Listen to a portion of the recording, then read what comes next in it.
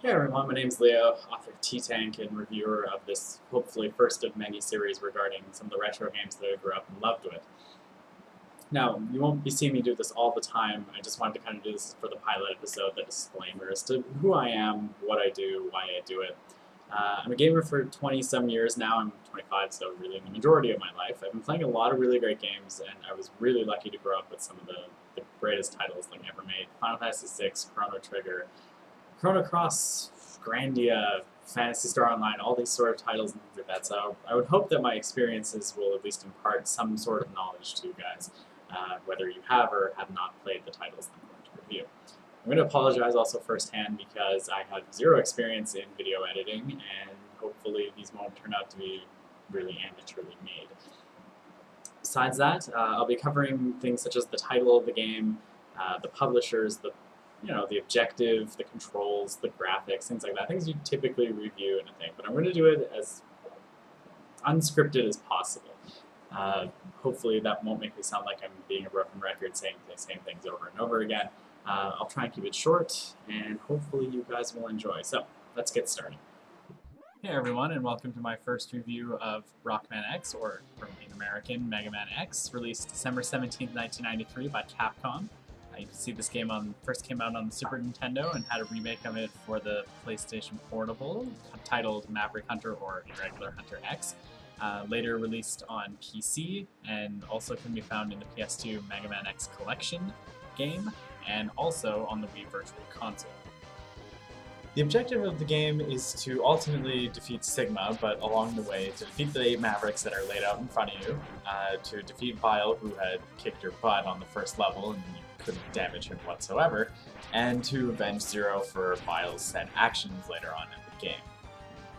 The game's difficulty varies. It's set up in a way where you can go through it normally, have no problems, and get to the end of the game and enjoy it. It's also set up in a way where you can optionally choose to take the armors, or not use the weapons, or any sub-tanks whatsoever for the hardest challenge possible. See if you can figure out the boss's patterns and rely only on your buster to win.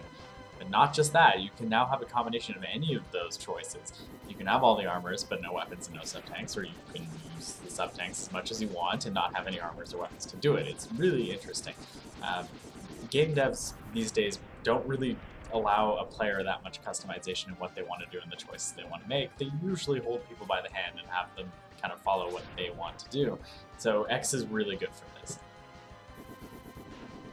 If I were to be talking about X's control schemes, I would say that these are absolutely smooth and right on the dot. Dashing is set at this appropriate speed and length, just fast enough that he can dodge out of the way, be agile to jump around on the level, but not fast enough that you can't keep an eye on him or the camera can't catch up with him.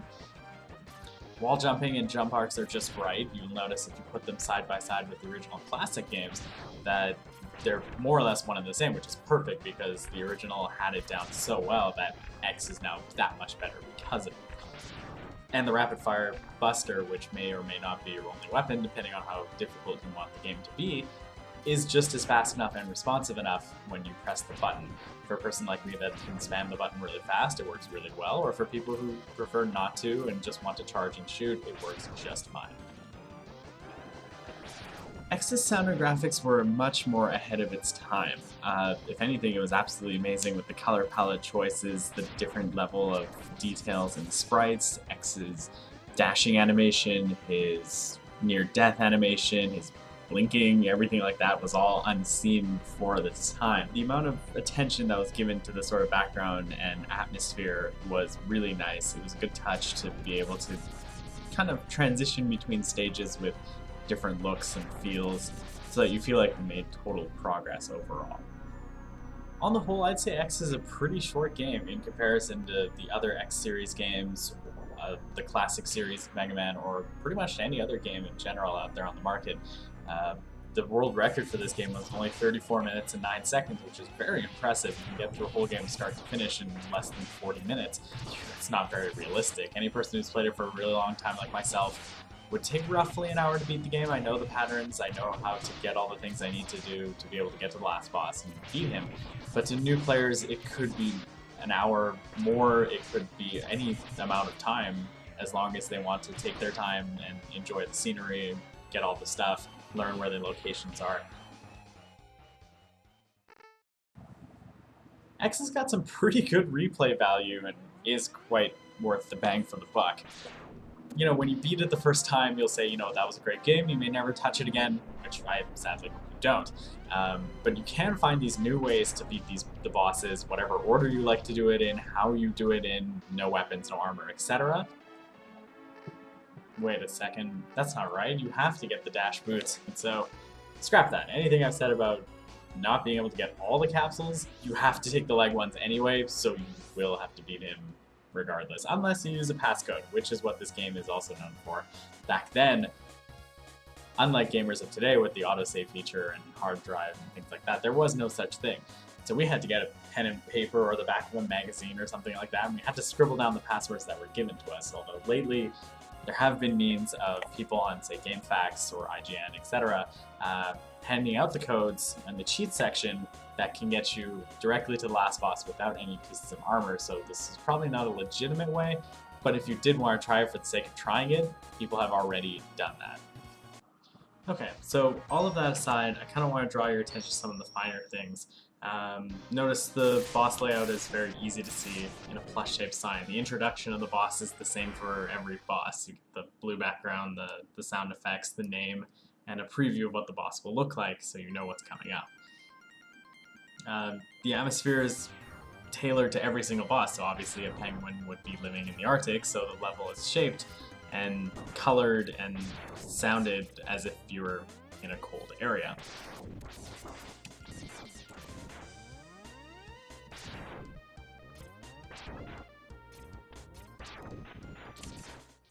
I'll enter the boss chamber and fight Chill Penguin.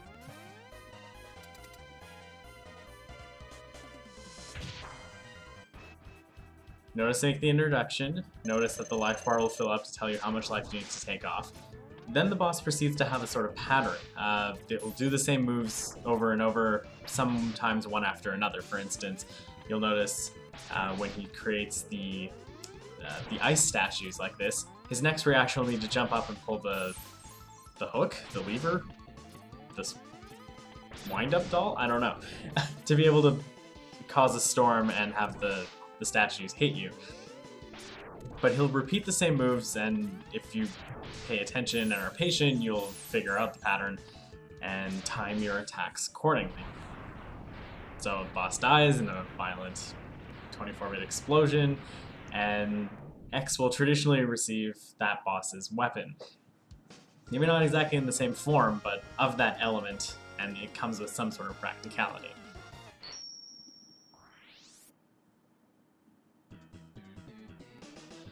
Notice the weapon selection screen where it shows X in an analytical form, tells you what weapon you got, then proceeds to demo the weapon for you so that you know what it's like before you even use it.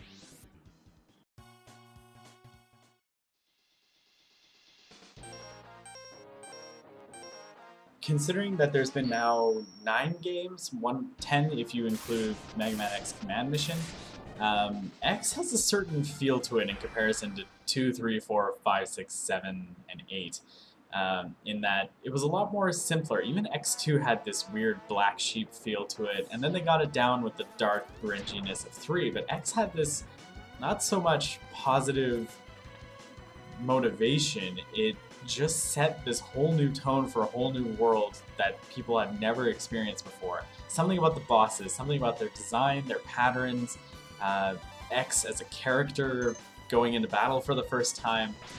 X really pulled that off well, and much better than any of the other series that came afterwards. By X2 and 3, he's already done this, he already knows Zero very well. You know, I don't know about you, but this game is fun. Because of the atmosphere, the sound, the character, its smoothness of everything, the camera, the boss design, the sprite design, the amount of attention of detail that went into this. You have to pick this up. It's not even about if it's in a niche or if it's a certain thing you like. Just trying it out, just playing it, just getting used to it, it's all worth it. I mean, you've listened to me ramble on about this review, and you don't necessarily have to take my word for it, but just pick it up. You won't regret it. It's a gem in the past that needs to be constantly reminded to people of future generations to play this game. It is that good.